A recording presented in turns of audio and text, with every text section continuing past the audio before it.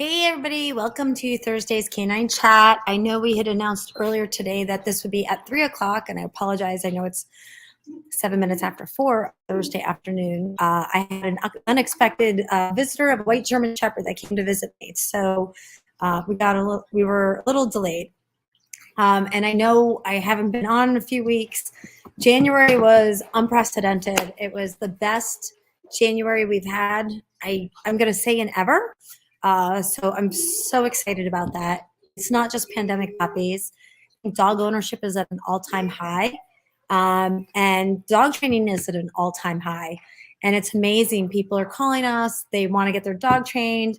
They ask us when we can get them in. We give them a date. They call the next day, and it's like 2 weeks later. It's like, well, I don't know what to tell you. I had, more people that booked yesterday. It's kind of like, when you have a $99 airfare special, you've got to get it when it's good because the flight's going to be full. So anyway, that's why I haven't been on. And I know I posted a little while ago Emily,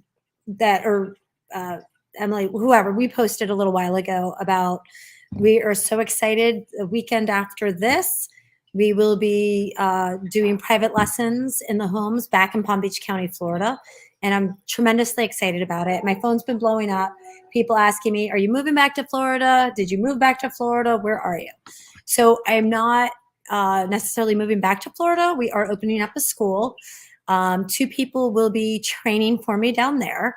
And there are a lot of reasons for this. For the last 14 years since I left Florida, I've had clients that have been calling me saying, I need a trainer. Can you come to Florida? And while I have gone to Florida on occasion, I haven't done it all that much. Although, of course, in the winter, I really want to do it. But I have my niece down there, and I have a client here who's moving, and he's been asking me for 3 years, please teach me how to train dogs. Please let me train dogs for you in Florida. So a couple months ago, I said, I have all these clients there. I have 2 people that want to do the training for me down there. Why not open up a school again down there? So I'm pretty excited about that because I did and do love my Florida clients. They were amazing. And, and there is something to be said about training dogs, on the beach in the sunshine, walking down Worth Avenue or, out in Okehee or on Jupiter Beach. So I'm pretty excited about that. And I'll be down there for the first weekend of our inauguration of private lessons once again. And if you need an appointment, just let us know. Send a message on the chat, and we will send you a link. I think there might be 1 or 2 appointment slots left for next weekend. I'm not quite sure. We are doing a super special for our previous clients. Anyone whose dog that I trained down there, you will get your first private lesson for free. And that is even if you have an existing dog now that's older and you just want to do some brushing up. So definitely reach out to us, and then I'll be back again a couple of weeks after that for the Save a Pet cocktail reception fashion show that is honoring a client of mine, a great lady. So I'm really excited about that. And then I'll be down for more training in March. And over the next few months, I'll be down there quite a bit training. And so I wanted to tell everybody about that because I did get a whole bunch of texts in the last, half hour or so. Where are you living in Florida? Did you move down there? Now, I wanted to talk to you about a whole bunch of things that I've been wanting to talk about. I did check out our Instagram, and I think it's also on our Facebook page. And if you're not a member of the Haggerty Dog Training family page, if you were a student, that is the group you want to join on Facebook. And that is where you can get recommendations for pet sitters. You can get training advice in between your sessions, post videos, we'll give you feedback. Anything that's dog related, you can go on there and get the help. So feel free to join that.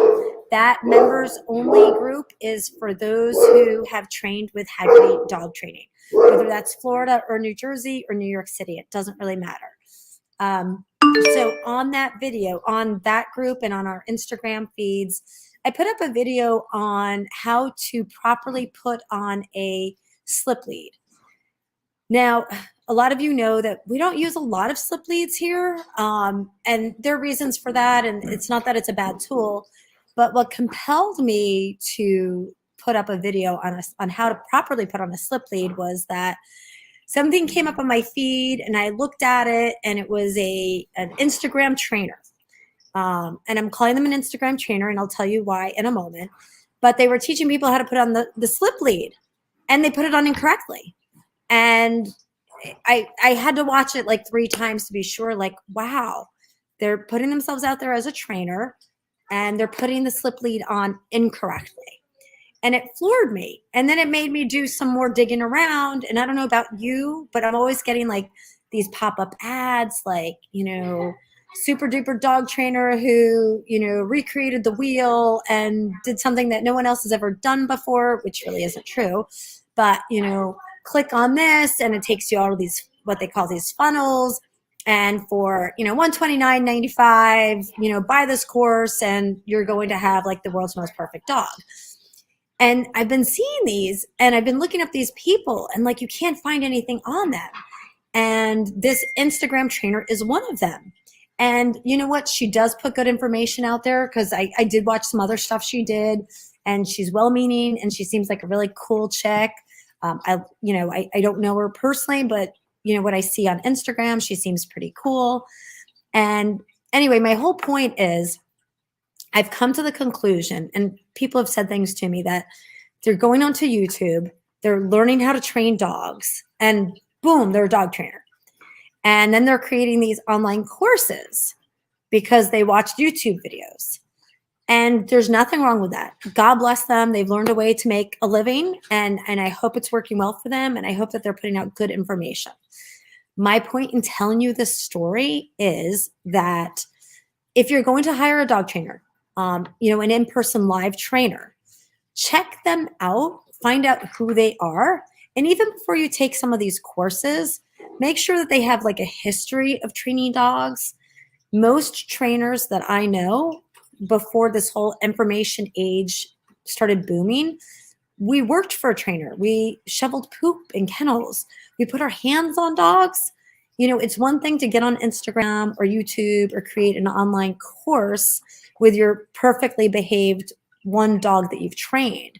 It's a whole other thing to be able to train multiple dogs with multiple types of temperaments, multiple owners, because what we're going to do for one owner and dog is not necessarily what we're going to do for another owner and a dog.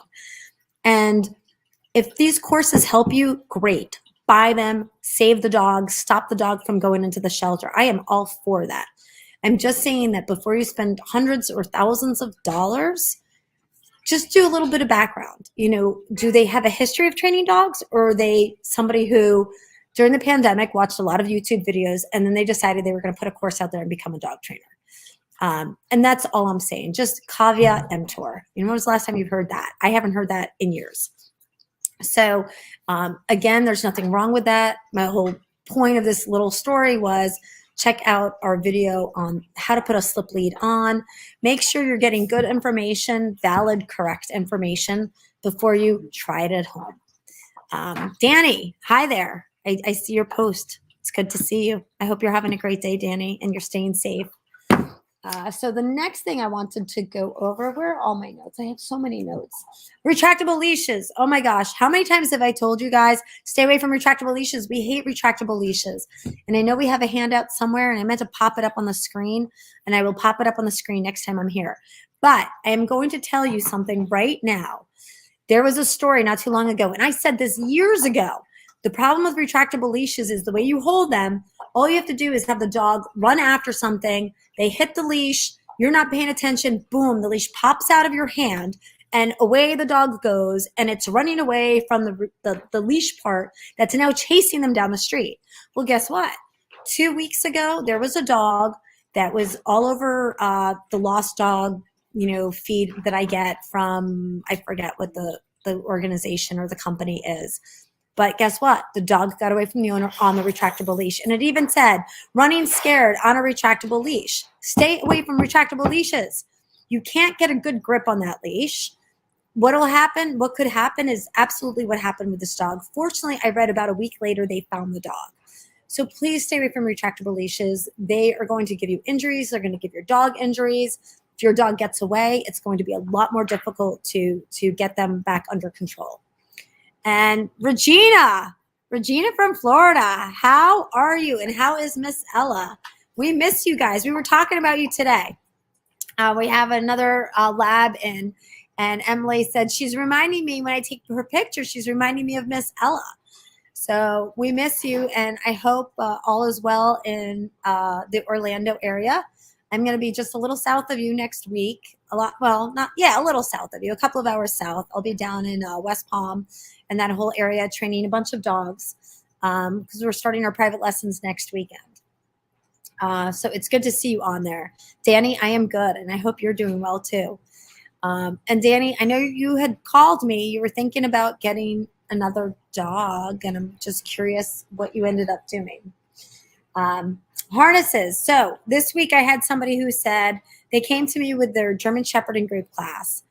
It was her first dog. It's a lovely German Shepherd. And, I have a soft spot for German Shepherds. Anyway, she texted us over the weekend. I feel like I'm hurting my dog. She's pulling. She's coughing. She keeps pulling. I'm just going to put the harness back on her. So, I told her, the harness is going to teach her to pull even more. And if she's, coughing, it's because that collar's tight on the neck. So we have to work with you. We went ahead and we sent her a video on an alternative way to work on the healing exercise until we saw her again, because that's what we do for our clients. We send them other ways to do things if they're having trouble during the week. So I said to her, try this and see how it works out. But if you get that harness, in another 20 pounds, she's going to pull you right down, because harnesses teach dogs to pull. Just like retractables teach dogs to go wherever the heck they want, harnesses teach dogs to pull. They learn to pull more comfortably.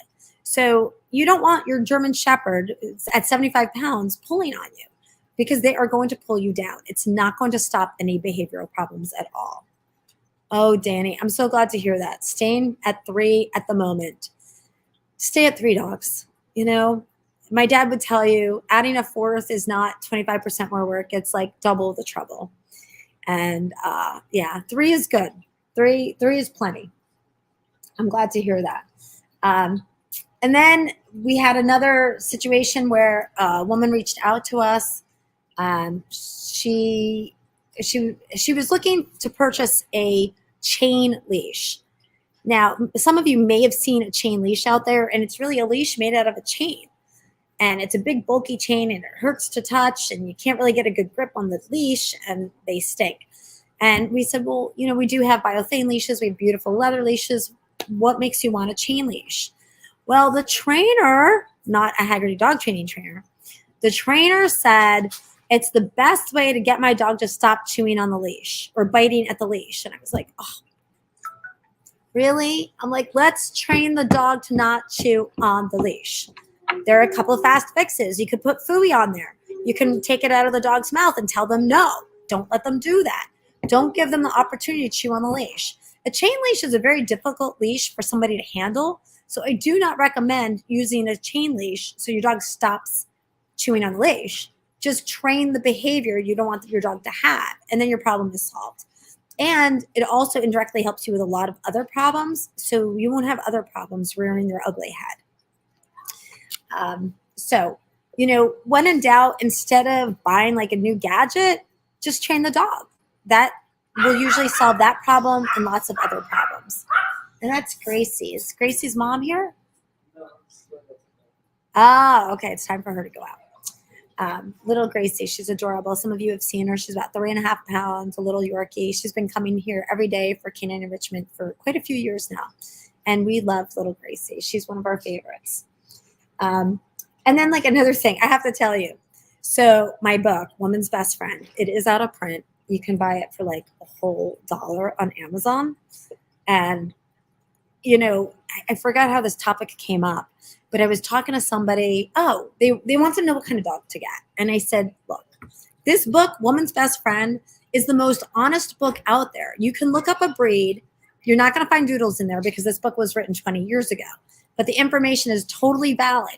This is the only book I have ever seen out there that tells people the truth about different breeds of dogs. Because if you go out and you go on the internet and you read or you see these YouTube videos, people are going to tell you all these wonderful, perfect things about that particular breed of dog. And I see it all the time on moms groups. And it's like, no, ask the dog trainer, ask the vet, ask the groomer. They're going to tell you the truth. The groomer is going to tell you how much it's going to cost you to groom that dog.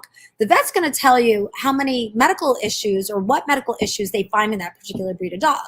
And in Woman's Best Friend, choosing and training the dog that's right for you, you can buy it for $1. Hello. And this is going to help you find the right breed of dog for you. And let me just, there we go. Babette Haggerty. Woman's Best Friend, choosing and training the dog that's right for you. This book was written by a mom. Hello. And it was written for moms. Hello. That have children. And the moms that were beaten down by the dad and the kids, Mommy, I want a dog. Mommy, I want a dog. Let's have a dog. This dog makes it so simple for moms out there who has been, outvoted, and now they have to get a dog because all mom needs is one more person or animal or mouth to feed and take care of, and one more thing to put on their to-do list. So if you want to figure out what the best breed of dog out there is for your particular family, not the one down the street, not for the family across the street, and not for your uncle or your brother-in-law, get this book, Woman's Best Friend. You can buy it on Amazon for $1. And in here too is a course. And if you follow this course, your dog is going to be sitting and staying for 3 minutes, laying down and staying for 5 minutes, coming when called, and walking on a loose leash. And you can accomplish that in about 6 weeks. Whereas if you go to some of these other classes and some of these big box stores, it's going to take you 6 months to get it. It will be the best dollar you ever spent. And I'm not saying this because you know what? This book's out of print. I'm not making any money on this book anymore. But it's still really, in my opinion, out of my obedience books, that's really the best book that has the best meat and potatoes. Patricia says hi to Gracie and Babette. And Patricia, we say happy birthday to Gatsby.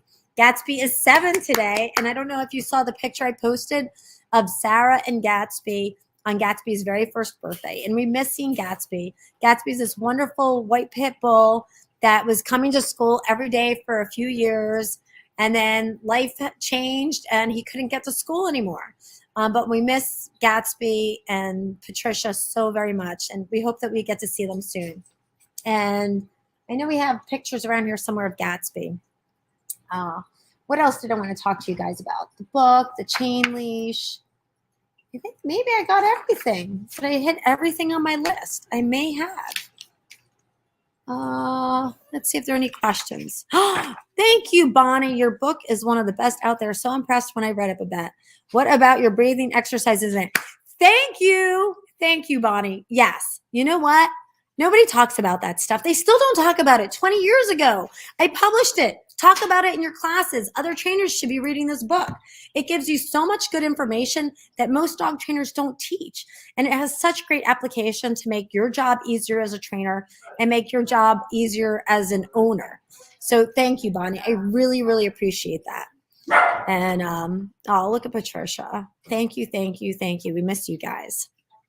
Anyway, I'm so glad you guys came and visited me today. And I will be doing more. Thanks again, Bonnie. I really, really appreciate it. And any dog trainers out there, or even dog owners, check out Dog Trainers Connection. I'm going to put it here. Bonnie Brown and her husband, Joel, have the best online courses and roundtable discussions and lectures out there. They have some great speakers. They have Steve Diller. I think they have an aggression thing coming up. So definitely check out Dog Trainers Connection. Danny wrote, I am dog sitting next week for a puppy. Any tips? The puppy is not well socialized. Get that puppy out as much as possible, Danny, and make sure you have a good leash and collar on that dog, especially if the puppy is not well socialized. Be very careful of open doors. So I would keep a leash and collar on the dog, a well-fetted leash and collar. Just in case he scoots out, make sure that everybody in the house is watching those doors. I tell people, especially when you're puppy sitting, an unsocialized puppy, a lot of times they're really just safest in the kennel. It makes a huge difference. And I know one of our students just walked in, and I think that's actually my 4:30 appointment. So I do have to run. And Danny, hit me up or you can text me for more information. I will definitely be back next week, guys, and I will see you all soon. Thanks for tuning in. I'll talk to you soon. Take care. Bye-bye.